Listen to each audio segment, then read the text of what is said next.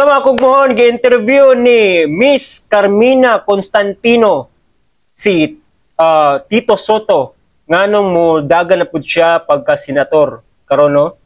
Grabe kay si Miss Carmina, hurot akong believe niya. Grabe iyang mga question walay break diretso direct to the point.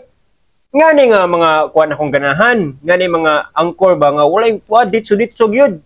Grabe. But before na ko i-play ang video guys, please follow sa atong Facebook page, Kugman Reaction Vlog, sa atong TikTok account, Kugman Reaction Vlog, ug sa atong YouTube account, Kugman Reaction Vlog. So di nato dito gayon.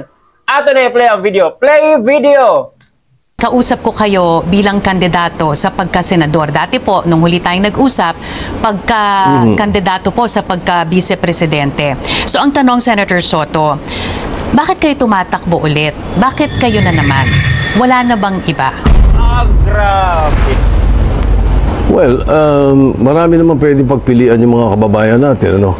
Pero yung sa akin kasi, kung hindi man kami naging matagumpay ni Senator Lacson, sapagkat meron kami mga gustong i-contribute noon, ito pagkakataon na ma-i-contribute namin uli ito, yung aming experience, yung aming expertise, not only in parliamentary rules and procedures, kung hindi sa paggagawa ng batas, ang tingin ko marami pa rin kaming ma-i-contribute. Ako'y marami pang magagawa na doon sana kung 2022 pinalad tayo ay mapapalaganap natin. Hindi nangyari yon at ikangay nagkaroon ng ibang takbo ng history. So itong pagkakataon na ito, tingin ko, itong mga nakita kong in the last 2 years na meron pang ikangay magandang pwede pang gawin sa legislatura. I don't have much to say about the executive department or the judiciary, but as far as the legislature is concerned, I think there is much that we can contribute, and I can contribute myself.